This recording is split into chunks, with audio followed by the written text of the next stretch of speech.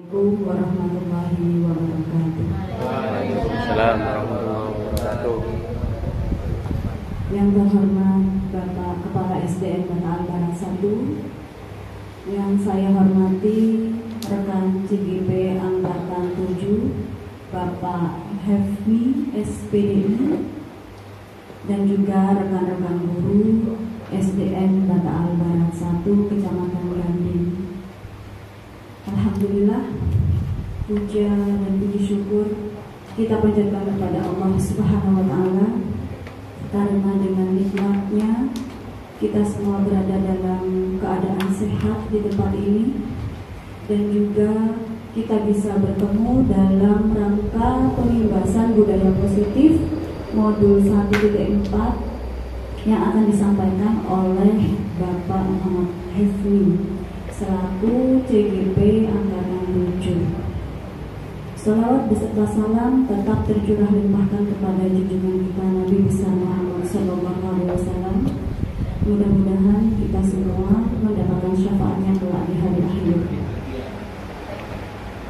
Marilah kita buka acara pada siang hari ini dengan pembacaan Al-Fatihah, dengan harapan acara kita berjalan dengan lancar dan diridhoi oleh Allah.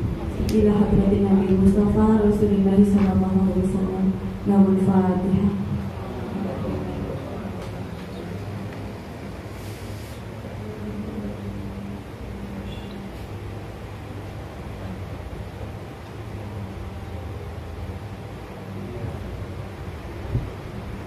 Terima kasih. Sebelum pembahasan tentang budaya positif ini, mari kita dengarkan bersama-sama sambutan atau kata pengantar dari Kepala SDN Bata Albaran 1 kepada Bapak Ahmad Syafiuddin. Kami persilakan. Assalamualaikum warahmatullahi wabarakatuh. Yang terhormat Bapak Ibu sekalian, teman-teman guru SDN Bata Albaran 1, wabil khusus Bapak Muhammad Hefmi SPDI selaku CGP Angkatan 7 yang pada hari ini akan melaksanakan pembahasan budaya positif modul 1.4.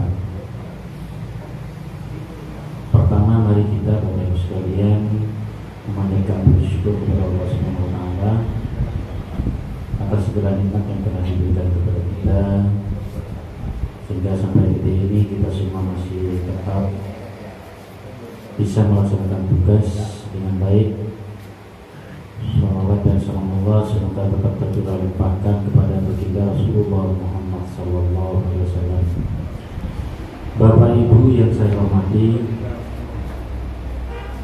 CGP ini merupakan program pemerintah, yaitu Kementerian Pendidikan dan Kebudayaan, Riset dan Teknologi, dalam rangka menyiapkan pimpinan-pimpinan satuan pendidikan ke depan yang berkompeten sesuai kebutuhan zaman dan kearifan lokal.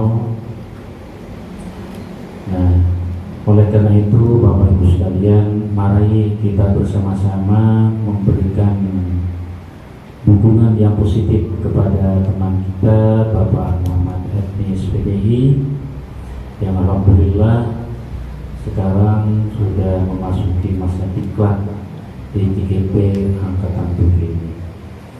Kita berdoa semoga beliaunya nanti sehat walafiat, dapat menyelesaikan semua tugas yang diberikan dan tuntas menyelesaikan proses ini yang insya Allah sekitar 6 bulan, dan mudah-mudahan beliau akhirnya ditakdirkan oleh Allah menjadi kepala sekolah atau pengawas sesuai tuntutan masa depan dunia pendidikan kita. Bapak Ibu yang saya hormati, mari kita ikuti bersama secara seksama apa yang akan disampaikan oleh Bapak Muhammad ini, sehingga hal ini juga Walaupun mungkin kita masih sebagai teman-teman berjuang juga menuju selesai ini, mudah-mudahan juga akan lulus juga.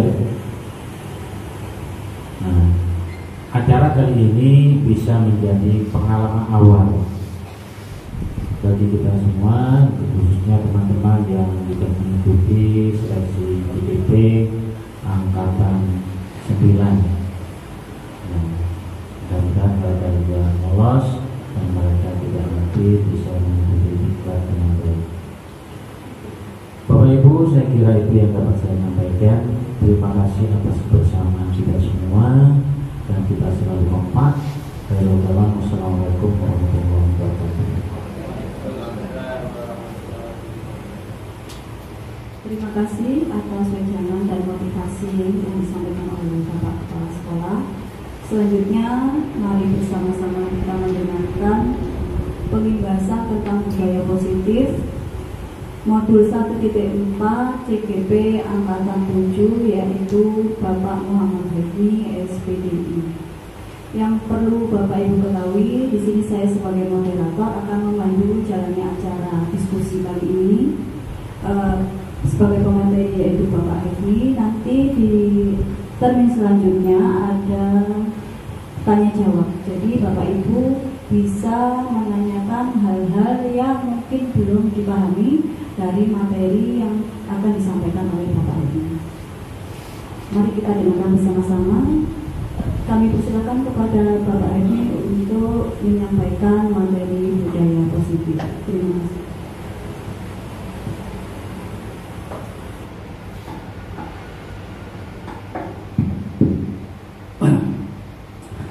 Bismillahirrahmanirrahim.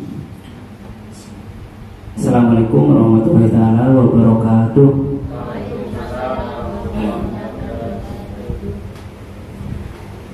Alhamdulillahirabbil alamin. Wa bihi nasta'inu ala umuri dunya waddin.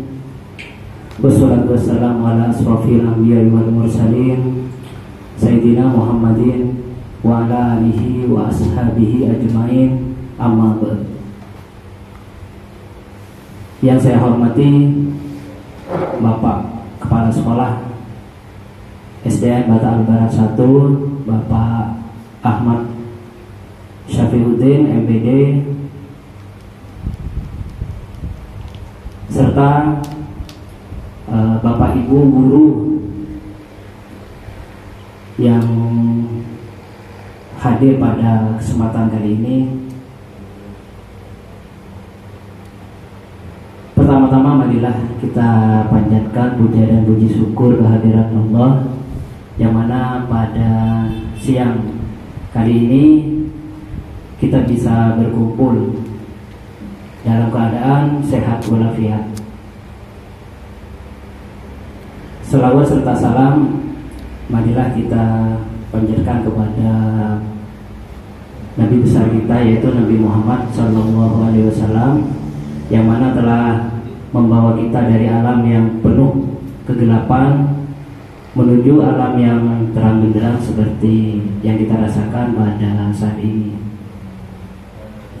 Bapak Ibu sekalian, yang pertama yang harus saya sampaikan yaitu dukungan dan serta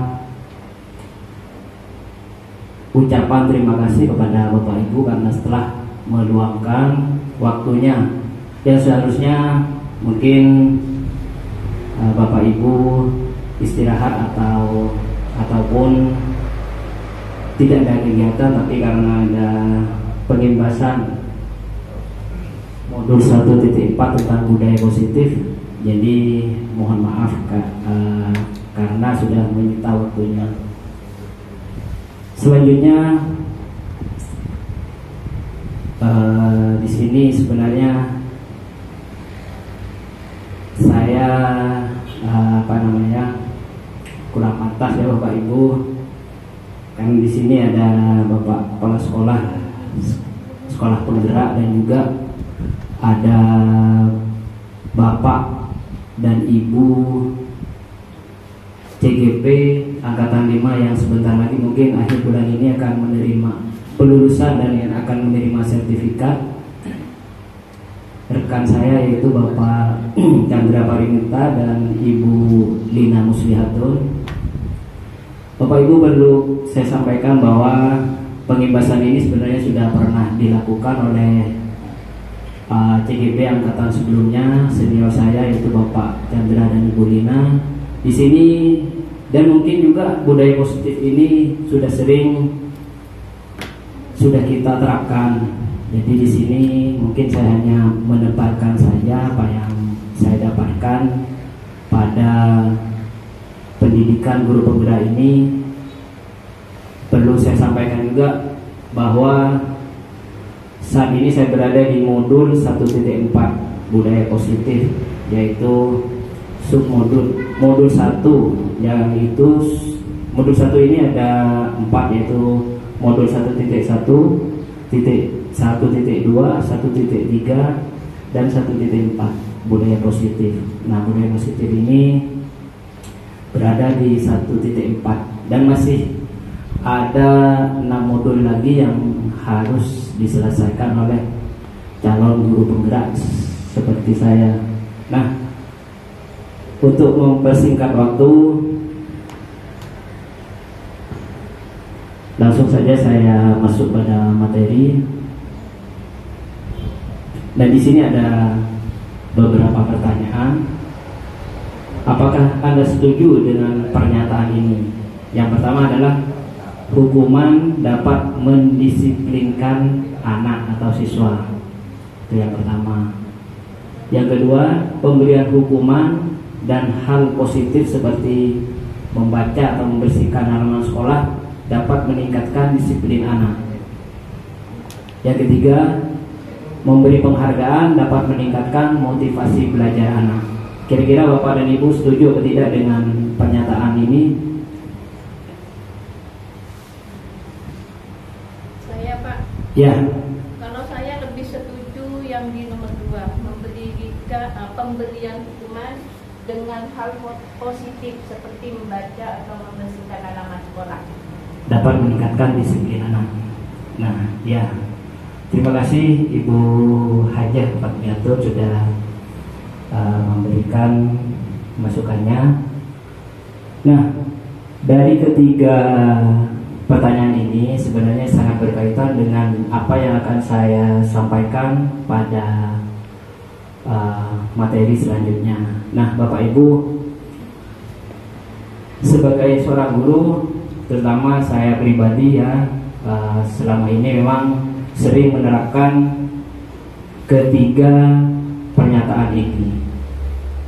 Hukuman, saya dulu memang anak-anak ini kalau tidak dihukum pasti tidak disiplin, itu yang dulu saya percaya seperti itu. Dan saya juga percaya hukuman dengan hal positif seperti membaca atau membersihkan halaman sekolah ini dapat meningkatkan disiplin anak. Terus saya juga dulu sebelum mengikuti pendidikan guru penggerak ini, saya juga berkesimpulan bahwa memberi penghargaan dapat meningkatkan motivasi belajar anak. Nah, dari ketiga pernyataan ini nanti akan saya jelaskan melalui materi yang akan saya sampaikan. Nah, Bapak Ibu, dalam kesempatan kali ini saya akan mengupas ya tentang 6 materi, yang salah satunya adalah yang pertama disiplin positif dan nilai-nilai kebajikan universal. Ini yang pertama yang akan saya sampaikan. Lanjut yang kedua, teori motivasi, hukuman dan penghargaan serta restitusi. Yang ketiga, keyakinan kelas. Yang keempat, kebutuhan dasar manusia dan dunia berkualitas. Yang kelima, restitusi ini ada 2 ya. Yang pertama 5 posisi kontrol guru. Terus yang keenam, restitusi itu juga ada segitiga restitusi. Nah, untuk mempersingkat waktu, langsung saja dengan materi yang pertama ya, disiplin positif. Ini teori kontrol atau teori Pian ini disampaikan oleh Dr. William Glasser. Yang pertama, Anda tidak bisa mengontrol orang lain, hanya Anda yang bisa mengontrol diri Anda. Ini sangat sebenarnya kita itu tidak bisa dikontrol oleh orang lain. Jadi yang dapat mengontrol kita sendiri itu adalah kita sendiri, seperti itu. Terus di sini juga makna disiplin, belajar kontrol diri dengan menggali potensi kita, apa yang ada pada diri kita agar tercapai tujuan yang mulia, yaitu sesuatu menjadi seseorang yang kita inginkan berdasarkan nilai-nilai yang kita hargai. Nah, terus selanjutnya, semua perilaku memiliki tujuan. Semua yang kita langsung contohkan kepada siswa kita, semua perilaku yang siswa lakukan itu pasti memiliki tujuan. Apapun itu, baik itu positif ataupun negatif, itu pasti memiliki tujuan.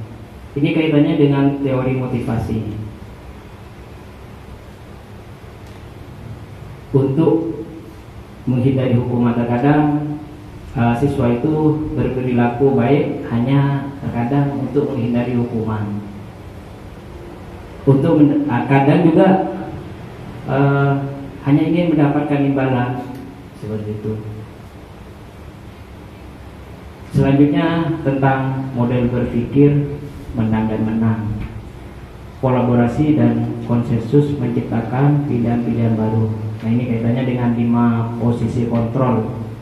Kita seorang pendidik, tanpa kita sadari, kita juga terkadang Bapak Ibu ya, berposisi sebagai penghukum, pembuat rasa bersalah, teman, pemantau, manajer. Ini kaitannya dengan segitiga restitusi, yaitu yang pertama menstabilkan identitas, validasi kebutuhan, menanyakan keyakinan.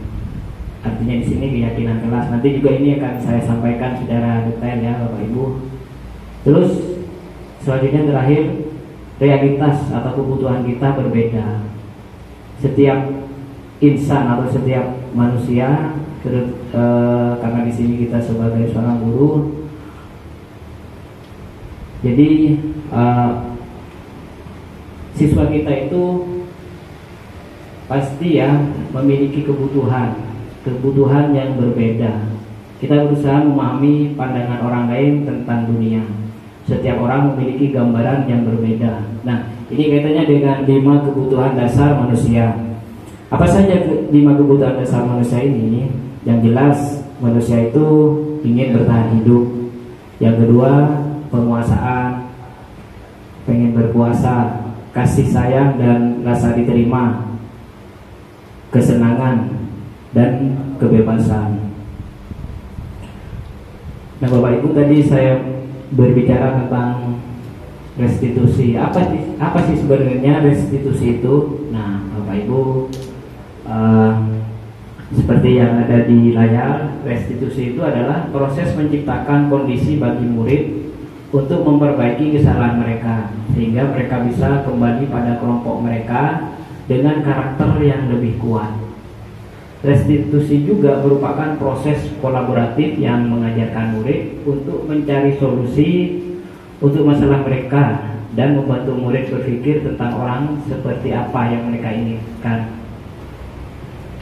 atau ingin menjadi seperti apa tujuan mulia, dan bagaimana mereka harus memperlakukan orang lain. Jadi di sini kita di restitusi ini sebagai seorang pendidik, kita hanya bisa mengarahkan. Jadi kita menggali potensi siswa, apa yang harus dilakukan setelah mereka ketika melakukan yang menurut mereka salah. Itu kaitannya dengan restitusi. Nah, di sini juga saya sampaikan ciri-ciri restitusi ya Bapak Ibu. Ada yang pertama, bukan untuk menebus kesalahan. Jadi restitusi itu bukan untuk menebus kesalahan, namun untuk belajar dari kesalahan. Yang kedua, memperbaiki hubungan. Jadi hubungan yang sebelumnya terkadang marah-marahan, setelah restitusi ini hubungan mereka bisa lebih baik seperti itu. Yang ketiga, tawaran, bukan paksaan. Jadi ini merupakan bentuk tawaran, kita tawarkan. Jadi bukan merupakan paksaan. Restitusi itu menuntun untuk melihat ke dalam diri. Yang kelima, restitusi menjadi kebutuhan dasar yang mendasari tindakan. Yang keenam, restitusi diri adalah cara yang paling baik. Jadi saat ini restitusi ini merupakan cara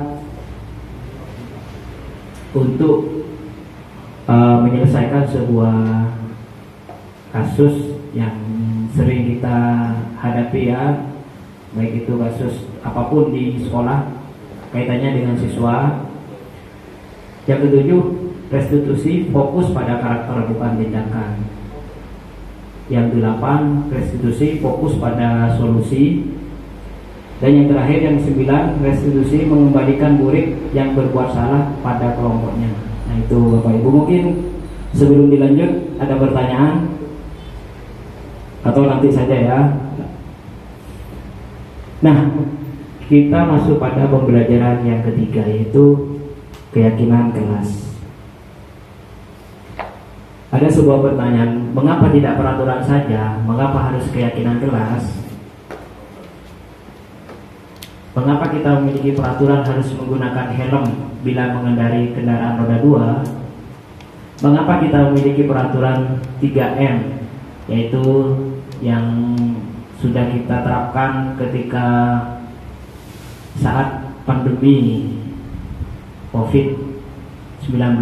Kita menggunakan peraturan 3M ini lebih ketat, yaitu menggunakan masker, mencuci tangan, dan menjaga jarak 1,5 meter. Yang ketiga, mengapa kita memiliki peraturan harus datang tepat waktu pada saat mengikuti pelatihan? Nah, untuk mendukung motivasi ini, kembali lagi ke nilai-nilai keyakinan lebih menggerakkan seseorang dibandingkan mengikuti serangkaian peraturan. Jadi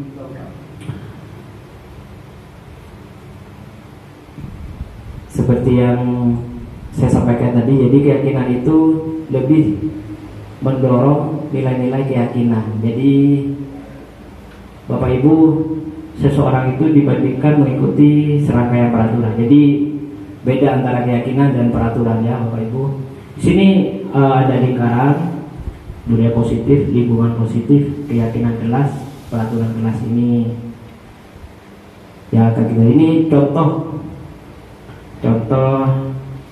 keyakinan kelas atau kesepakatan kelas ya, yang mungkin bisa diterapkan di kelas Bapak dan Ibu nanti setelah pengimbasan ini. Nah, di sini ada peraturan dan keyakinan kelas. Selalu kembalikan buku ke tempatnya. Dilarang mengganggu orang lain. Selalu kembalikan buku ke tempatnya ini kira-kira keyakinan kelas yang seperti apa?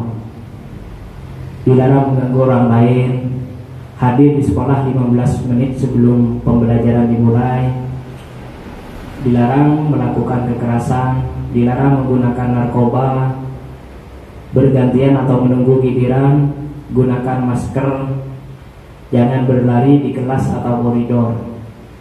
Selalu kembalikan buku ke tempatnya, ini kaitan dengan disiplin ya, atau tanggung jawab. Selalu kembalikan buku ke tempatnya, ini merupakan tanggung jawab ya. Dilarang mengganggu orang lain, ini sudah jelas keyakinan kelas, yaitu menghormati orang lain. Hadir di sekolah 15 menit sebelum pembelajaran dimulai. Nah ini menghormati orang lain atau berkomitmen. Dilarang melakukan kekerasan, keselamatan, menghormati orang lain. Dilarang menggunakan narkoba. Ini kaitannya dengan kesehatan ya. Bergantian atau menunggu giliran. Ini menghormati orang lain dan bersabar. Gunakan masker. Ini demi kesehatan dan keselamatan. Jangan berlari di kelas atau koridor. Nah, ini kaitannya dengan keyakinan kelas adalah keselamatan dan keamanan. Ada perubahan pada modul 1.4 di angkatan 7 yang mungkin tidak ada di angkatan sebelumnya. Penambahan materi pada dihukum oleh penghargaan yang semula ada 5 menjadi 8. Ini saya sampaikan ya. Yang pertama adalah pengaruh jangka pendek dan jangka panjang. Penghargaan menghukum, penghargaan mengurangi ketepatan, penghargaan tidak efektif, penghargaan merusak hubungan, penghargaan menurunkan kualitas, penghargaan mematikan kreativitas, penghargaan mengurangi motivasi intrinsik. Nah, Bapak Ibu, ini 3 tambahan yang mungkin sebelumnya tidak disampaikan ya. Nah, ini ada 1, 2, 3. Ada 7 tindakan guru. Dan mungkin tanpa kita sadari ini pernah salah satunya atau mungkin ketujuhnya pernah kita pernah kita alami atau pernah kita terapkan. Yang pertama, mencatat 100 kali di dalam buku kalimat "saya tidak akan terlambat lagi karena terlambat sekolah". Ini mencatat 100 kali di dalam buku. Ini mungkin saya pribadi pernah juga ya, sebagai korban dan juga sebagai pelaku. Ini saya pernah dulu waktu di sekolah, saya pernah mengalami ini waktu masih di SD, dan juga pernah menerapkan. Ini kira-kira tindakan guru yang seperti ini masuk hukuman atau konsekuensi? Ya, hukuman. Oke. Terus yang kedua, lari mengelilingi lapangan basket 2 kali karena terlambat hadir di sekolah. Ini saya juga pernah sebagai korbannya dan juga pernah juga sebagai pelaku ya. Jadi saya dulu pernah di sekolah itu disuruh, tapi bukan basket ya. Kalau dulu itu di sekolah hanya halaman sekolah, jadi disuruh lari di halaman sekolah. Yang ini kira-kira masuk hukuman atau konsekuensi Bapak Ibu? Lari mengelilingi lapangan basket 2 kali karena terlambat hadir di sekolah. Hukuman. Oke. Terus yang ketiga, saya tampung dulu ya jawabannya ya. Yang ketiga, murid diminta untuk push up 15 kali karena tidak menggunakan masker ke sekolah. Ini hukuman ya. Menggantikan kertas tugas teman yang telah dicoret-coret. Konsekuensi. Membersihkan tumpahan air di meja tulis karena tersenggol pada saat belajar. Konsekuensi. Murid disuruh untuk mengenakan sepatu seharian di sekolah karena tidak mengenakan sepatu hitam. Ini mungkin salah ya, salah ketik. Murid disuruh untuk tidak mengenakan sepatu dari jam 7 sampai pulang karena tidak mengenakan sepatu hitam. Hukuman. Lari mengelilingi lapangan basket 2 kali karena terlambat 10 menit untuk pelajaran PJOK. Nah, ini dia jawabannya. Jadi luar biasa sekali Bapak Ibu ya, sudah memahaminya. Tepuk tangan dulu buat Bapak Ibu semua. Jadi sudah pro semua ini Bapak Ibu dalam membedakan antara hukuman ataupun konsekuensi. Lanjut di perbedaan hukuman dan konsekuensi. Jadi ini ya Bapak Ibu yang harus kita pahami antara hukuman dan konsekuensi. Yang pertama, sesuatu yang menyakitkan dan ini harus terjadi, itu hukuman ya. Kalau konsekuensi, sesuatu harus terjadi. Terus yang kedua, membuat anak sakit baik fisik maupun hati untuk jangka waktu yang lama. Untuk konsekuensi ini membuat anak merasa tidak nyaman untuk jangka waktu yang pendek. Jadi itu bedanya ya, kalau hukuman itu membuat anak sakit baik itu fisik maupun hati untuk jangka waktu yang lama. Bahkan mungkin bisa jadi seumur hidup masih tetap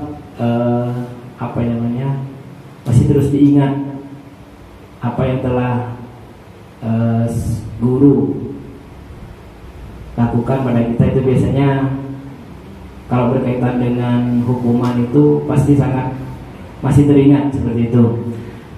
Terus selanjutnya konsekuensi membuat anak merasa tidak nyaman untuk jangka waktu. Jadi ini hanya dalam jangka waktu yang pendek, 1 hari 2 hari, mungkin hitungan paling lama mungkin sebulan seperti itu. Jadi kalau itu bedanya hukuman dan konsekuensi. Selanjutnya anak membenci kedisiplinan. Nah itu hukuman. Jadi sangat dibenci oleh anak-anak ya. Untuk konsekuensi, anak-anak menghargai disiplin, jadi lebih menghargai. Hukuman itu merupakan paksaan, sedangkan konsekuensi stimulus atau rangsangan ataupun tanggapan ya. Yang kelima, mendorong anak menyakiti diri sendiri, itu hukuman. Kalau konsekuensi, mendorong anak agar mudah menyesuaikan diri. Terus selanjutnya konsep diri yang buruk, ini hukuman. Untuk konsekuensi, konsep diri yang baik atau lebih baik ya. Dan selanjutnya untuk hukuman, anak belajar untuk menyembunyikan kesalahan. Nah, ini biasanya ketika ada hukuman itu, ada peraturan, pasti anak itu belajar untuk menyembunyikan kesalahan. Meskipun salah terkadang disembunyikan, takut karena ketakutan ya terkadang ya. Untuk konsekuensi, anak belajar untuk memenuhi peraturan, jadi belajar untuk mematuhi apa yang sudah menjadi kesepakatan di kelasnya. Hukuman itu marah, rasa bersalah, dipermalukan, merasa tak dihargai. Untuk konsekuensi, kehilangan hak, dibuat tidak nyaman, diasingkan untuk sementara. Ini hanya sifatnya sementara waktu. Selanjutnya ini ada identitas gagal dan identitas sukses. Hukuman, sesuatu yang menyakitkan harus terjadi. Konsekuensi itu biasanya sesuatu harus terjadi. Untuk restitusi merupakan pilihan. Tidak nyaman untuk murid, ini identitas yang gagal ya, hukuman. Untuk jangka waktu yang panjang. Untuk konsekuensi, tidak nyaman untuk murid untuk jangka waktu pendek. Sedangkan restitusi menguatkan untuk murid dalam jangka waktu yang panjang. Jadi lebih menguatkan ya. Korban mendapatkan keadilan, itu hukuman. Konsekuensi, korban bisa diabaikan. Untuk restitusi, korban mendapatkan ganti. Jadi nanti ada sebuah contoh kasus, nanti saya tampilkan ya contoh kasusnya ya, yang sudah saya terapkan di sekolah ini, kaitannya kemarin dengan tugas di PGP ini. Nah, selanjutnya murid atau anak akan tersakiti. Nah ini ya tadi sudah saya sampaikan. Terus perilaku pasif agresif, ini biasanya meningkat untuk hukuman. Untuk konsekuensi, penguatan hanya bertahan dalam jangka waktu pendek. Nah, lebih bagusnya lagi untuk restitusi ini masalah bisa terpecahkan. Identitas gagal untuk hukuman, sistem tidak akan berjalan bila murid tidak takut. Terus untuk konsekuensi, memerlukan monitoring dan supervisi terus-menerus dari guru. Untuk restitusi, murid belajar bertanggung jawab untuk perilakunya. Selanjutnya, hukuman berlaku hanya pada sebuah restitusi, tidak berlanjut pada kehidupan nyata. Nah, ini untuk konsekuensi membantu penerapan mengikuti peraturan dalam masyarakat. Restitusi fokus pada pemecahan masalah dalam jangka waktu yang panjang. Hukuman peraturannya adalah titik-titik, kamu harus titik-titik. Peraturannya adalah titik-titik, kamu harus titik-titik. Terus kalau konsekuensi, apa peraturannya? Mampukah kamu melakukannya? Seperti itu ya. Terima kasih. Apa yang kamu yakini ini untuk restitusi?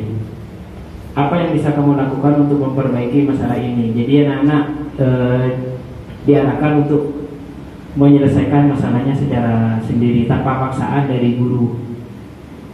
Yang terakhir adalah untuk hukuman, murid atau anak membenci peraturan. Konsekuensi, murid atau anak menghormati peraturan. Nah, untuk restitusi ini, murid atau anak menghormati dirinya dan orang lain. Itu Bapak Ibu ya. Lanjut pada materi yang keempat, yaitu kebutuhan dasar manusia dan dunia berkualitas. Seperti yang saya sampaikan tadi, kebutuhan dasar manusia itu yang pertama adalah pasti semua manusia itu pengen bertahan hidup. Makanya ketika ada yang mau menyakiti atau menyerang, pasti kita akan melawan seperti itu dengan cara apapun. Yang kedua adalah kasih sayang dan rasa diterima. Yang ketiga, penguasaan. Yang keempat, kesenangan. Yang kelima, kebebasan ya, freedom. Jadi 5 kebutuhan dasar manusia ini menjadi acuan ya, apa yang akan dilakukan oleh siswa. Jadi pasti ada tujuan apa yang dilakukan siswa itu, terlepas dari kebutuhan dasar manusia. Jadi masuk pada materi selanjutnya, yaitu 5 posisi kontrol. Nah, sebagai seorang pendidik ada 5 posisi kontrol yang terkadang tidak kita sadari. Yang pertama itu adalah penghukum. Bapak Ibu, terkadang, terutama saya pribadi, saya juga terkadang bertindak sebagai penghukum. Terkadang juga membuat orang merasa bersalah. Artinya terkadang siswa itu dengan apa yang saya katakan membuat dia seperti merasa bersalah, seperti itu. Terkadang juga sebagai teman, pemantau, manajer. Nah, Bapak Ibu kira-kira sering di posisi yang mana? Nah, ini saya jelaskan satu persatu Bapak Ibu ya. Sebagai biasanya motivasinya guru berbuat menghardik, ini ketika guru sudah menghardik, menunjuk-nunjuk, menyakiti, bahkan tanpa sengaja kita menyindir. Itu tanpa kita sadari kita itu berada di posisi penghukum. Beda lagi dengan berceramah. Terkadang biasanya ini guru agama ini sering berceramah. Nah, jangan seperti itu. Terkadang dikait-kaitkan dengan surga dan neraka. Bahkan mondai terus dong, masuk neraka. Nah, seperti itu ya. Dan mengatakan seharusnya kamu seperti itu, nah. ibu kecewa kalau kamu terus-terusan begitu. Nah ini terkadang anak itu merasa bersalah, tapi itu tidak tetap saja terkadang mereka tetap melakukan apa yang yang menurut kita salah, tetap mereka lakukan. Terkadang juga seorang guru itu posisinya sebagai teman. Biasanya ini di kelas-kelas awal, kelas ke-1 atau 2 itu memang terkadang karena kelas-kelas itu masih manja, masih butuh kasih sayang. Jadi biasanya membuatkan alasan-alasan untuk muridnya. Itu ya. Terus posisi pemantau menghitung dan mengukur. Jadi ketika ada anak yang bersalah, yaitu diukur kesalahannya seperti itu. Terus yang terakhir manajer mengajukan pertanyaan-pertanyaan. Jadi biasanya kalau kita berposisi sebagai manajer itu kita memberikan pertanyaan-pertanyaan. Ini kaitannya dengan perbuatan ya. Terus kaitannya dengan guru berkata, kalau kamu tidak melakukannya, awas ya, rasakan. Awas ya. Itu biasanya ya kalau menghukum, enggak. Terus membuat orang merasa bersalah, kamu seharusnya, kamu sudah tahu, ibu lelah sekali nak, sejong. Bermakna pengari, kamu kok terus-terusan begini nak, bapak capek nak. Terus mengatakannya, karena seperti itu bapak stres. Nah itu anak-anak merasa bersalah. Terus kalau posisi sebagai teman, ayolah lakukan demi ibu, please deh. Terkadang kita sampai memohon-mohon, masa kamu tidak mau nak? Ingat tidak, ibu pernah bantu. Nah itu ya. Terus ketika kita sebagai pemantau, langsung kita arahkan pada peraturan. Apa peraturannya? Masih ingat dengan peraturannya? Seperti itu. Jadi kita hanya memantau. Terus ketika menjadi seorang manajer, apa yang kita yakini? Ini kaitannya dengan keyakinan kelas ya. Apa yang bisa kau kerjakan untuk memperbaiki masalah ini? Biasanya anak itu diarahkan untuk ketika misalkan merusak barang temannya, mungkin bisa diperbaiki dengan dilem atau apapun itu untuk memperbaiki apa yang sudah rusak seperti itu. Nah, di posisi penghukum ini hasilnya anak itu biasanya memberontak, menyalahkan orang lain, berbohong. Terkadang sudah salah sendiri masih menyalahkan temannya. Itu pak yang duluan pak, itu pak. Seperti itu ya. Itu ketika kita sudah seperti itu, terkadang bingung yang mana yang salah. Nah, terus membuat orang merasa bersalah, biasanya itu menyembunyikan atau menyangkal berbohong. Biasanya anak itu menyembunyikan kesalahannya, kadang menyangkal dan juga berbohong, membuat alasan-alasan yang sebenarnya tidak sesuai dengan apa yang sudah dia lakukan. Untuk posisi sebagai teman ini hasilnya biasanya ketergantungan. Terkadang kalau tidak dibujuk atau tidak sebagai teman ini, biasanya ngambek atau tidak mau lagi. Ayo nak, kerjakan, harus intinya ketergantungan. Tidak mau kalau guru itu tidak memposisikan sebagai teman. Nah itu hasilnya ya, sebagai pemantau. Nah ini menyesuaikan diri bila diawasi. Nah ini kalau pemantau ini, ketika ada gurunya saja biasanya yang tertib seperti itu. Tapi ketika gurunya keluar, entah itu ke toilet, ke belakang atau kemana, biasanya dia itu pada apa yang dia inginkan, seperti itu. Posisi manajer menguatkan pribadi. Jadi ini menguatkan pribadi, baik itu yang salah ataupun artinya secara kasar baik yang bersalah ataupun korbannya, seperti itu. Nah, Bapak Ibu, dari kelima posisi kontrol ini, kira-kira yang paling baik itu posisi yang seperti apa? Posisi sebagai manajer ya. Oke. Jadi tanpa kita sadari, saya pribadi juga sering ini sebagai penghukum. Bahkan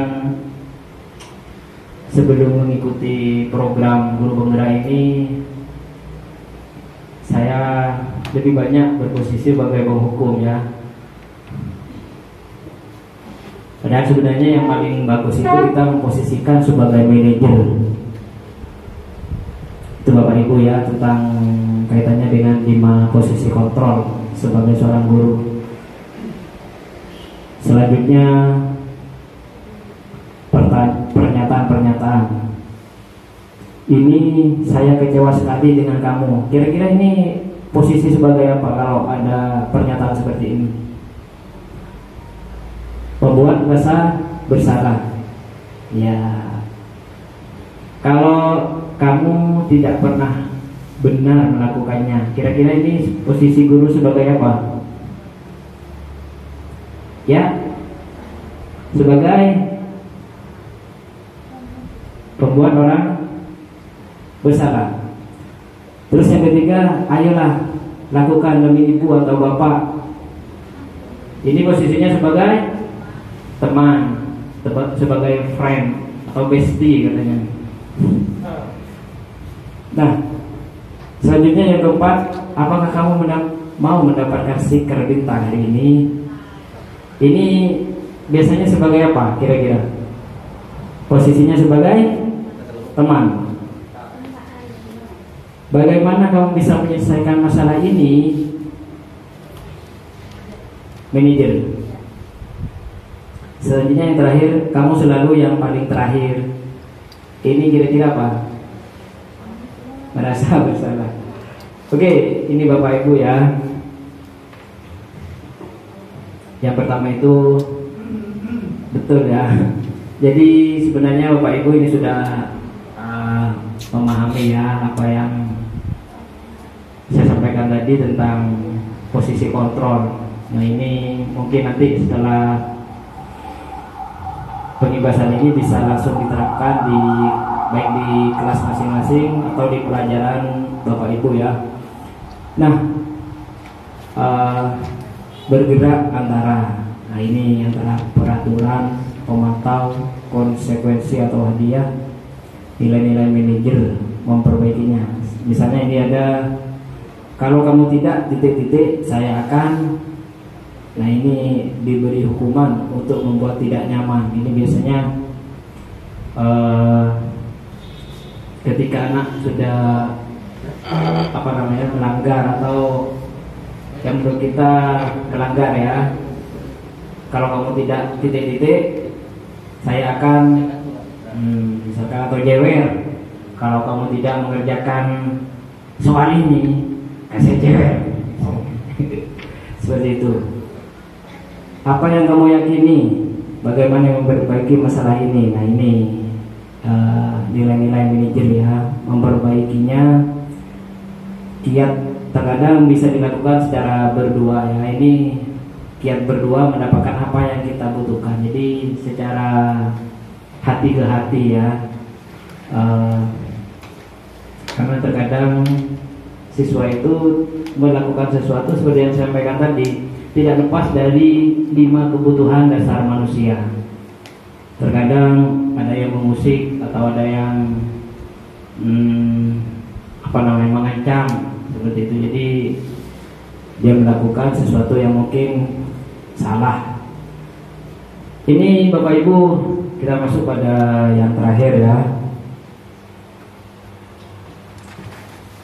eksplorasi konsep yang terakhir, yaitu pembelajaran 6 segitiga restitusi. Nah, ini untuk memecahkan sebuah kasus ya, baik itu di kelas ataupun di sekolah, ada 3 segitiga restitusi yang bisa kita terapkan. Yang pertama adalah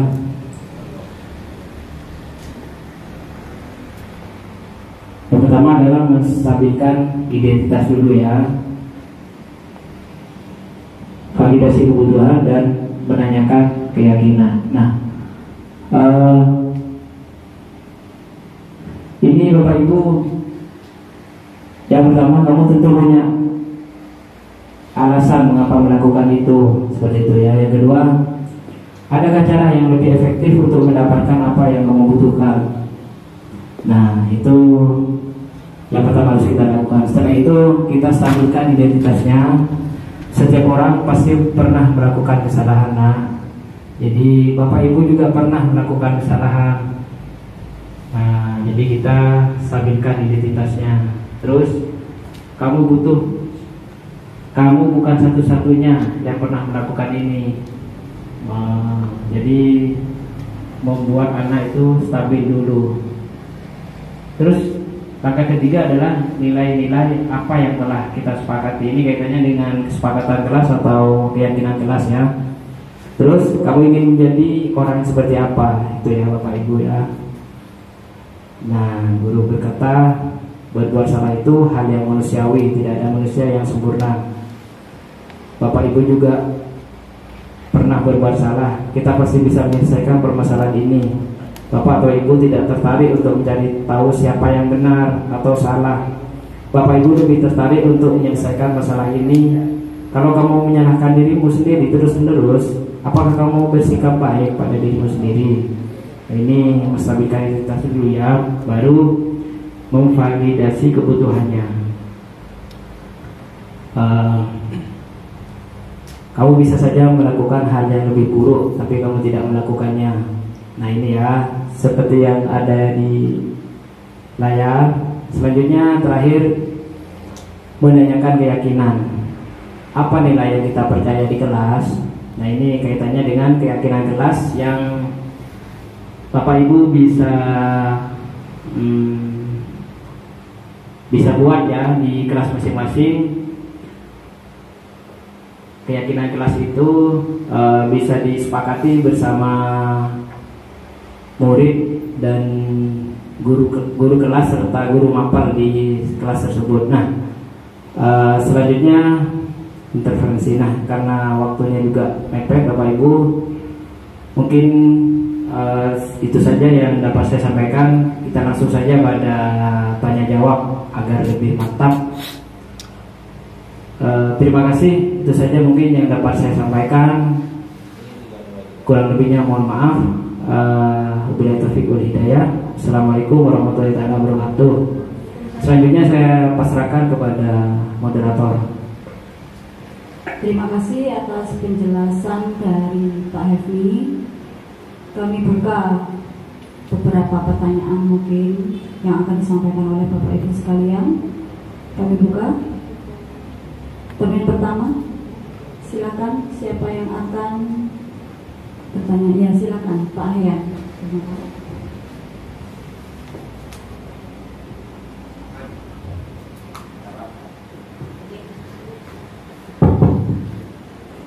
Terima kasih kami sampaikan. Tertarik sekali dengan semua apa yang telah disampaikan oleh Bapak Muhammad Hefni SPDI, yang mana begitu rinci.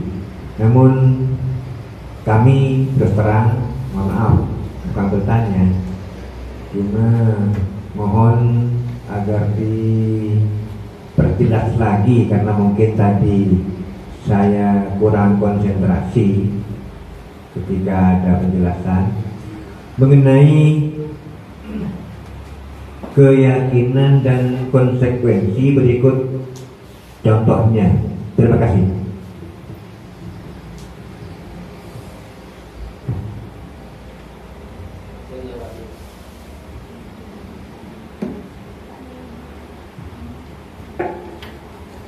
Pertanyaan pertama mungkin Pak Rian bertanya tentang perbedaan keyakinan dan konsekuensi, begitu Pak Rian? Ya. Ada lagi yang mau bertanya? Ya, silakan Pak Chandra. Assalamualaikum warahmatullahi wabarakatuh. Terima kasih sebelumnya telah memberikan kesempatan kepada saya untuk bertanya. Tadi sempat saya lihat di situ. Pertama ada nilai-nilai kebajikan. Contoh-contoh dari nilai-nilai kebajikan tersebut, dari apa saja, mohon penjelasannya seperti itu. Nilai kebajikan menurut siapa atau dari apa-apa seperti itu. Kami tidak mendapatkannya tadi. Sekian. Assalamualaikum warahmatullahi wabarakatuh. Terima kasih Pak Chandra. Jadi di termin pertama ini ada dua pertanyaan Pak Efni. Yang pertama yaitu perbedaan keyakinan dan konsekuensi. Yang kedua adalah contoh-contoh dari nilai kebajikan. Silakan Pak Efni dijawab. Terima kasih atas pertanyaannya. Langsung saja ya. Biar tidak lupa, tadi pertanyaan dari Bapak Chandra memang karena mungkin tadi lupa juga saya tidak sampaikan. Sebenarnya memang di sini terima kasih juga buat Pak Chandra sudah diingatkan tentang nilai-nilai kebajikan. Nah, nilai-nilai kebajikan ini sebenarnya ada beberapa ya yang sudah nilai-nilai kebajikan universal yang sudah ditetapkan. Yang pertama itu program tahunan utama atau IBO. Nah, ini adalah yang pertama toleransi ya, toleransi, rasa hormat untuk murid ini ya, integritas, mandiri, menghargai, antusias, empati, keingintahuan, kreativitas, kerjasama, percaya diri, dan komitmen. Ini dari Ibu. Selanjutnya dari IHF ini ada juga cinta Tuhan dan ciptaannya, kemandirian dan tanggung jawab, kejujuran atau amanah diplomatis, hormat dan santun, terus dermawan, suka menolong dan gotong royong, percaya diri, kreatif dan bekerja keras, kepemimpinan dan keadilan, baik dan rendah hati, toleransi, kedamaian dan kesatuan. Ini ada beberapa ya, tapi ini tidak saya sebutkan semua. Atau mungkin saya jelaskan satu persatu ini Pak. Terus untuk pertanyaan yang kedua tentang keyakinan kelas dan konsekuensi. Nah, keyakinan kelas ini Bapak Ibu, mungkin untuk yang sudah menyelesaikan program guru penggerak atau TGP Angkatan 5 yang berbahagia mungkin karena sebentar lagi juga kelulusan. Ini sudah di kelasnya itu sudah ada keyakinan kelas, sudah dibentuk, dan mungkin ini juga bisa diterapkan oleh Bapak Ibu ya setelah mengikuti pengibasan ini untuk menetapkan secara bersama di kelas bersama siswa tentang keyakinan kelas ini. Nah, ketika sudah menentukan keyakinan kelas secara bersama yang sudah diyakini dalam kelas tersebut, dan ketika siswa itu istilahnya tidak sesuai dengan keyakinan kelas, apa yang dilakukan tidak sesuai dengan keyakinan kelas, maka kita sebagai guru mengarahkan, artinya mengarahkan lagi kepada apa yang sudah diyakini bersama ya. Jadi langkah pertama yang harus kita lakukan adalah harus terlebih dahulu membuat keyakinan kelas di kelas masing-masing. Itu saja Bapak, mungkin masih ada di benak Bapak Ibu pertanyaan-pertanyaan ataupun apapun, atau mungkin masukan juga gak apa-apa. Saya pasrahkan kepada moderator. Terima kasih.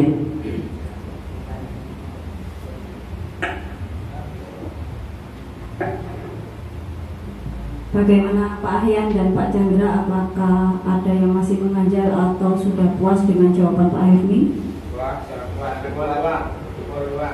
Terima kasih. Jadi saya simpulkan di sini, kita semua sebagai guru membuat keyakinan kelas di kelas masing-masing. Keyakinan itu adalah sesuatu yang diyakini bersama, yang mengandung nilai-nilai kebajikan untuk diterapkan sehingga membentuk budaya positif di sekolah kita. Itu yang menjadi keyakinan kelas. Nanti Bapak Ibu di PMM juga seperti itu, karena aksi nyata dari PMM salah satunya yaitu dengan membuat keyakinan kelas. Kami buka untuk tanya jawab selanjutnya. Mungkin ada yang pertanyaan kembali? Tidak ada lagi? Ada? Bagaimana Bapak Ibu? Sudah tidak ada? Baiklah, kalau tidak ada mungkin ada lagi. Oh, silakan Pak Raju. Assalamualaikum warahmatullahi wabarakatuh. Maaf Pak, bisa kembali ke depan yang 9 poin.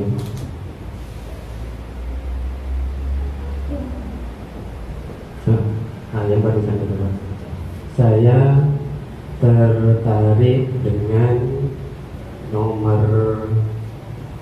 9 Pak, yang terakhir ini, restitusi kembali murid, mengembalikan murid yang berbuat salah pada kelompok. Nah, terkadang yang saya rasakan itu sepertinya ini sering anak itu terkadang tidak merespon terkadang, artinya sering beraktivitas sendiri. Jadi pertanyaannya mungkin bagaimana caranya supaya bisa memberikan pandangan gitu Pak, maksud saya. Terima kasih. Ada lagi Bapak Ibu? Satu lagi mungkin? Sudah? Baik, jadi pertanyaan Pak Rajut yaitu bagaimana mengatasi anak yang kurang respon ya, atau anak introvert mungkin ya. Begitu Pak Ibu, silakan. Oke, terima kasih, pertanyaan yang bagus dari Bapak Sirajuddin ya. Jadi kembali lagi pada segitiga restitusi ya, yang tadi sudah saya sampaikan tentang tahapan-tahapannya. Nah, Bapak Ibu perlu kita ketahui, hal ini juga tidak semudah membalikkan telapak tangan. Artinya butuh proses ya Bapak Ibu. Memang seperti yang disampaikan oleh Ki Haji Adewatoro bahwa guru itu adalah pamong. Jadi kita harus memberikan teladan yang baik dulu kepada siswa. Itu langkah pertama. Jadi setelah itu kita kembalikan lagi pada segitiga restitusi itu. Jadi semuanya tidak instan ya Bapak Ibu, jadi butuh proses, dan prosesnya mungkin berbeda antara siswa yang lain, siswa yang satu dan siswa yang lain. Jadi semuanya butuh proses Bapak Ibu. Jadi ketika kita sudah melakukan langkah-langkah restitusi, tapi tetap saja mungkin selanjutnya juga kita terapkan terus sampai mungkin akhirnya siswa tersebut paham tentang apa yang telah mereka lakukan itu sebenarnya tidak baik seperti itu. Itu saja Ibu. Jadi Bapak Ibu, saya sampaikan lagi, mungkin dari apa yang saya sampaikan, apa yang benar itu datangnya murni dari Allah ya, dan yang salah itu hak dari saya pribadi. Itu saja Bapak Ibu. Terima kasih. Assalamualaikum warahmatullahi wabarakatuh. Terima kasih. Selanjutnya untuk kesimpulan dari pengimbasan ini, yaitu budaya positif itu adalah kebiasaan yang bernilai positif yang di dalamnya mengandung sejumlah kegiatan yang mampu menumbuhkan karakter murid kita dengan diawali oleh pembuatan keyakinan kelas. Jadi kita sebagai guru, kita belajar bersama-sama bagaimana kita menerapkan budaya positif di kelas kita, atau secara lingkup besar yaitu di sekolah. Begitu Bapak Ibu. Kami tutup acara pada siang hari ini, kurang lebihnya mohon maaf. Mari kita tutup acara ini dengan bacaan hamdalah. Mohon maaf atas segala kekurangan. Assalamualaikum warahmatullahi wabarakatuh.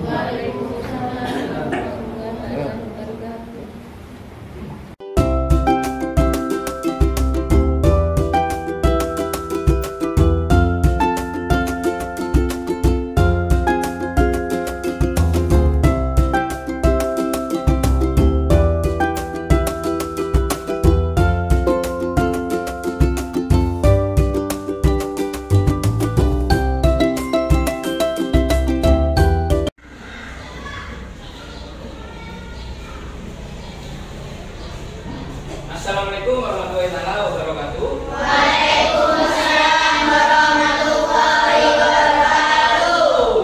Ya anak-anak, bagaimana kabarnya hari ini? Baik. Nah, baik ya. Oke, sebelumnya kita hari ini karena pelajaran terakhir ya, kita nanti sebentar lagi kita akan ke musola untuk berjemaah ya. Jadi anak-anak di sini dalam pertemuan kali ini saya akan sedikit menyampaikan sesuai dengan pengimbasan saya kemarin, anak-anak ya. Jadi di sini pernahkah kalian mendengar tentang peraturan? Tahu peraturan apa itu peraturan? Tahu ya? Peraturan itu contohnya seperti apa? Misalkan tidak boleh melanggar. Melanggar apa? Contohnya coba. Tidak membuang sampah sembarangan. Yang lain? Tidak memakai seragam bebas, harus menggunakan seragam sekolah. Nah, itu namanya peraturan atau tata tertib ya. Biasanya siapa yang membuat peraturan itu? Wali kelas, guru pak, atau sekolah. Kadang ada juga peraturan sekolah. Itu yang membuat adalah kepala sekolah dan guru. Nah, itu ya, itu adalah peraturan kelas. Nah, dalam kesempatan kali ini ada bentuk atau apa namanya yang lebih baik lagi dibanding dengan peraturan itu. Apa namanya? Yaitu keyakinan kelas. Keyakinan kelas itu anak-anak adalah apa? Ada yang tahu keyakinan kelas? Keyakinan kelas itu, ada yang tahu? Nah, keyakinan kelas itu adalah keyakinan yang berisi apa? Kebajikan universal. Apa kebajikan? Kebajikan itu sesuatu kebaikan ya.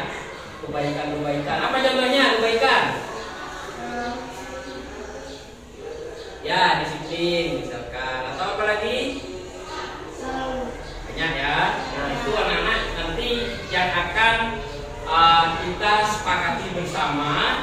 Nah, ketika keyakinan itu sudah kita sepakati bersama, sudah bersama-sama kita sepakati, maka sebisa mungkin kita jangan sampai melanggar. Nah, itu sudah merupakan kesepakatan bersama atau keyakinan bersama, ya.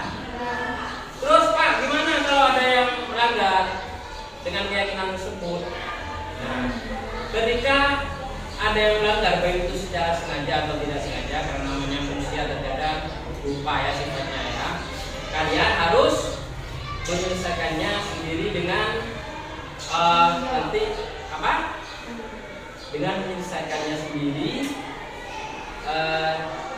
supaya nanti apa yang kalian lakukan itu yang menurut kalian yang sudah tidak sesuai dengan kesepakatan kelas itu bisa terasasi dengan baik ya. Nah, jadi anak-anak nanti kami di sini sudah punya ini namanya sticky note ya. Sticky note ini ada, saya ambil satu.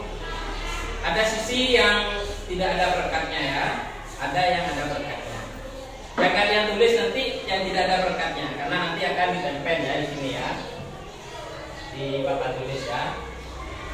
Paham ya? Yang ada perekatnya jangan sampai ditulis di sini. Ketika tulis di sini terus didekatkan, kosong, kosong, nggak ada tulisannya kan? Ya itu ya. Jadi tulisnya yang tidak ada perekatnya di bagiannya ya. Apa yang akan ditulis? Keyakinan kelas yang menurut kalian yang harus kalian sepakati bersama.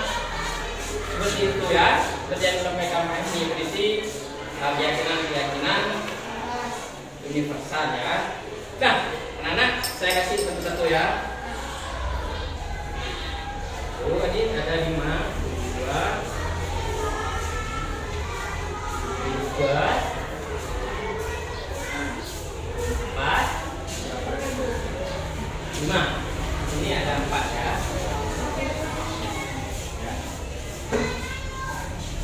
2,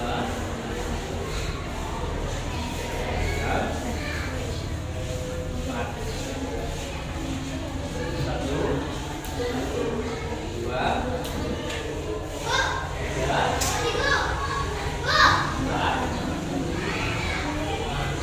Oke, coba kalian isi ya anak-anak ya, isi keyakinan kelas yang menurut kalian bisa diterapkan di kelas ini, yang nantinya bisa kita sepakati bersama ya.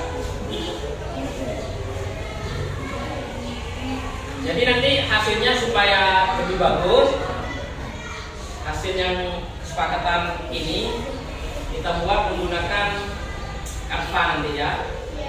Yang jelas sekarang kita sepakati dulu apa yang kira-kira yang bisa kita sepakati bersama ya.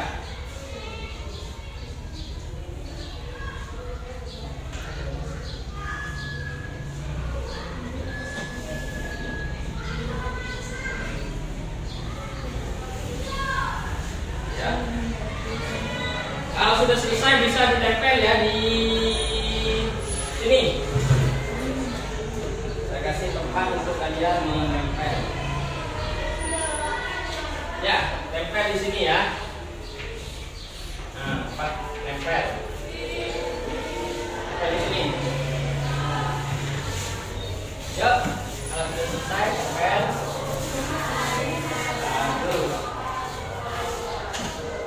Bagus.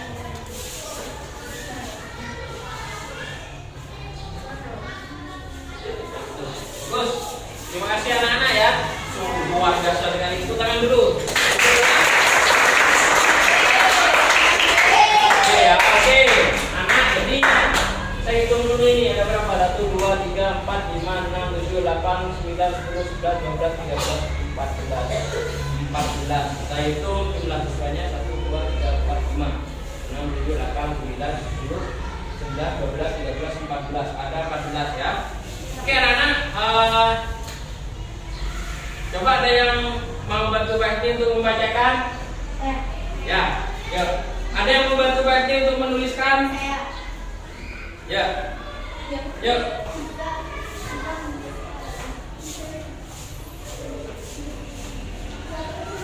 Ya, ada yang bantu tulis?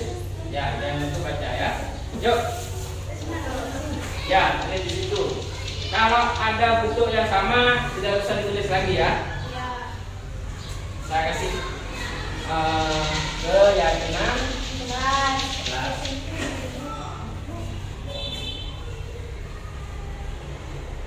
Oke, 1. Yuk, dibaca. Agak keras. Saling menghargai dan menghormati. Saling menghargai dan menghormati. Gimana kira-kira anak? Maksudnya siapa yang menghormati? Sesama teman dan juga kepada guru, antara guru kepada murid, antara murid kepada guru, dan antara sesama teman. Bagus ya, lanjut.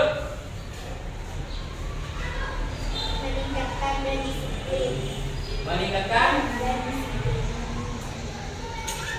Meningkatkan disiplin. Bagus.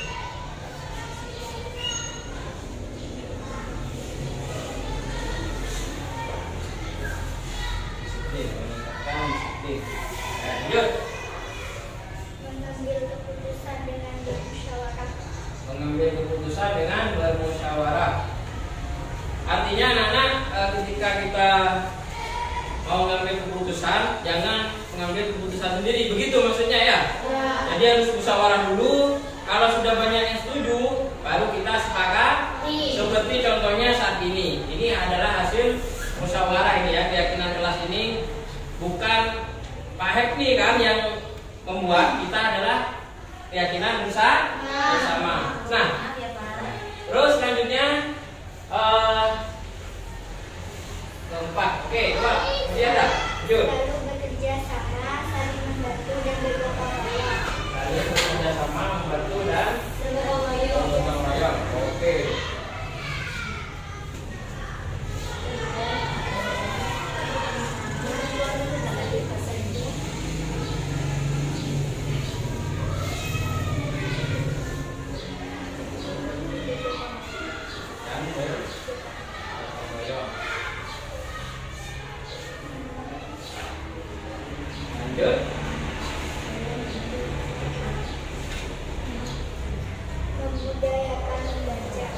Membudayakan membaca. Nah, anak-anak, karena di sini sudah ada pojok baca ya, jadi paling tidak meskipun tidak ke perpus, kita bisa menggunakan pojok baca untuk menambah wawasan ya. Oke, bagus, masuk. Nah, anak-anak, perlu kalian ketahui di sekolah ini sebenarnya sudah ada perpustakaan digital yang bisa kalian akses ya melalui jaringan internet tentunya ya. Terus selanjutnya semangat belajar. Semangat belajar.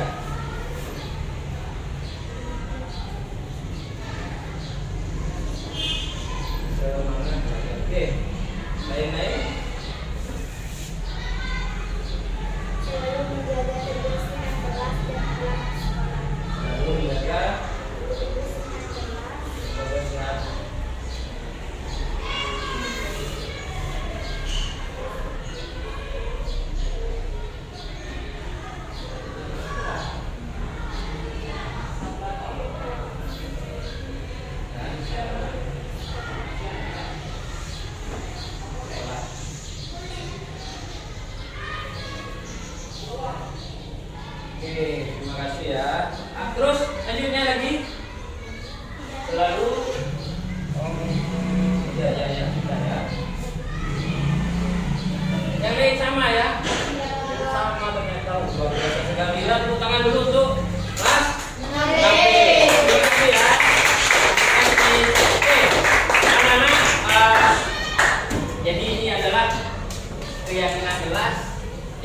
kita sepakati ya.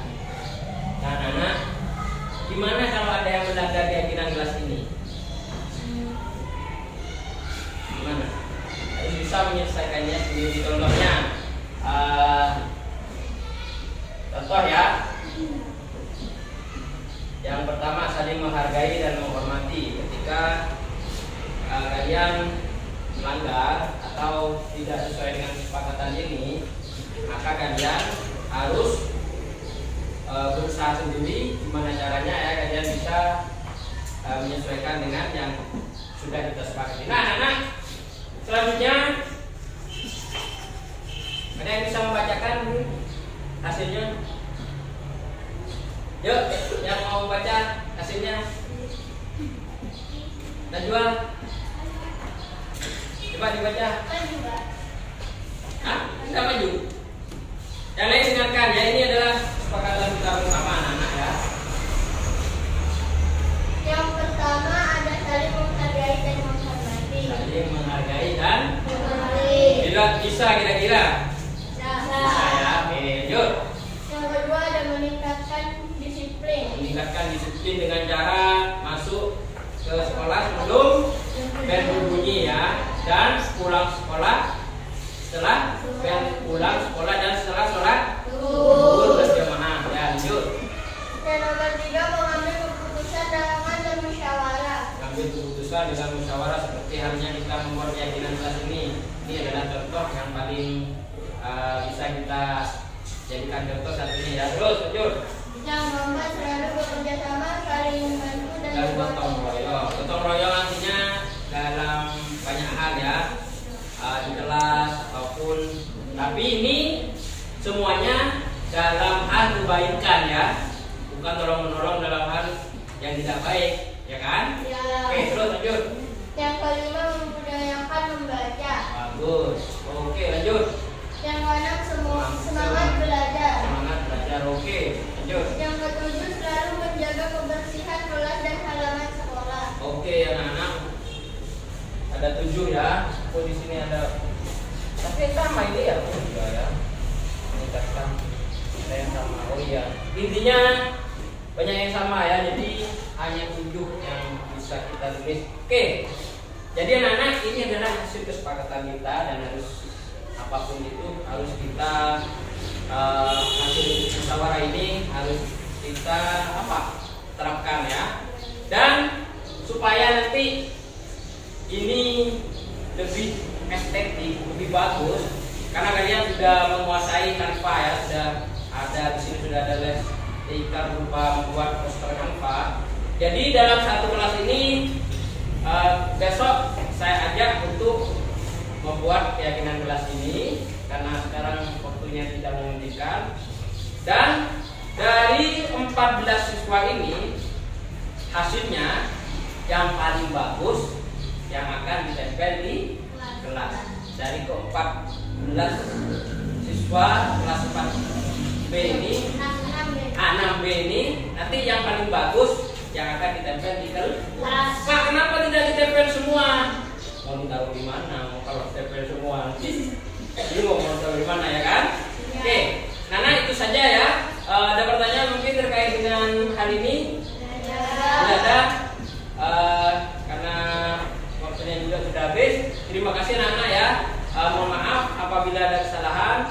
Assalamualaikum warahmatullahi wabarakatuh. Waalaikumsalam warahmatullahi wabarakatuh.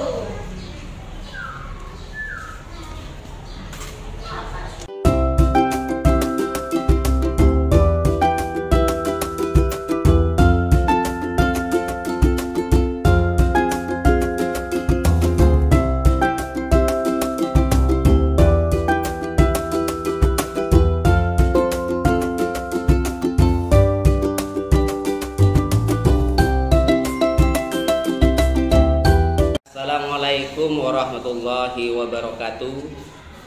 Saya Chandra Paramita, SPDSD, teman rekan sejawat dari Bapak Muhammad Efni SPDI. Saya sudah lama di sekolah ini, di sekolah SDN Batangan Barat 1, mengajar sekitar 3 tahun lebih. Bapak Efni lebih belakang dari saya, sekitar 3 tahun lebih juga, tapi gulanya lebih banyak saya masih. Setelah saya melakukan refleksi terhadap Pak Efni pernah saya jumpai di kelas, beliaunya minta kolaborasi tentang pembelajaran. Ya, bagaimana cara mengajar. Saat itu saya dampingi beliaunya Pak Efni ini saat materi tentang zakat. Di saat itu saya temui Pak Efni sudah mahir dalam menggunakan IT. Anak didiknya Pak Efni ya juga sudah mahir dalam menggunakan IT. Saat itu di pembelajaran zakat, anak-anak diminta membuat cover plastik beras. Ternyata saya lihat hasil produk anak-anak mengagumkan. Beliau semua anak-anak di kelompoknya bisa, dan bisa juga membuat secara individu. Dilihat dari kedisiplinannya, Pak Efni setelah masuk dalam pelatihan calon guru penggerak, Pak Efni sudah bagus menurut saya, karena Pak Efni datang di jam 6 untuk melaksanakan ekstrakurikuler TIK. Dan sebelumnya itu juga, sebelum masuk calon guru penggerak, Pak Efni tahun-tahun sebelumnya sudah datang ke sekolah sudah pagi jam 6. Pulang juga sesuai dengan jadwal yang ditentukan. Kedisiplinan masuk keluar kelas waktu istirahat juga cukup baik, atau dikatakan sempurna menurut saya.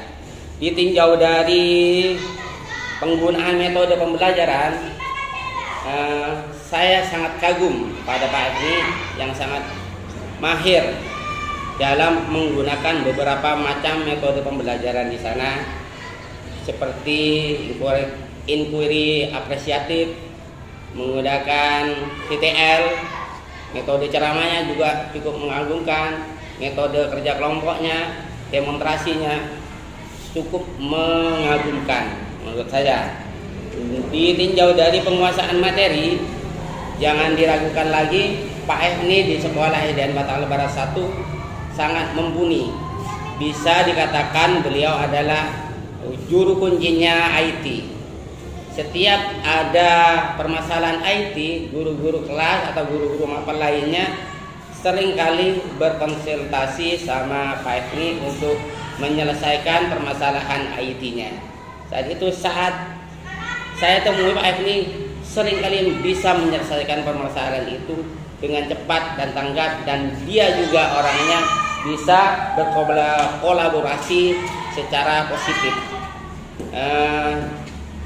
Dia juga si orangnya ramah, peduli terhadap lingkungan sekolah.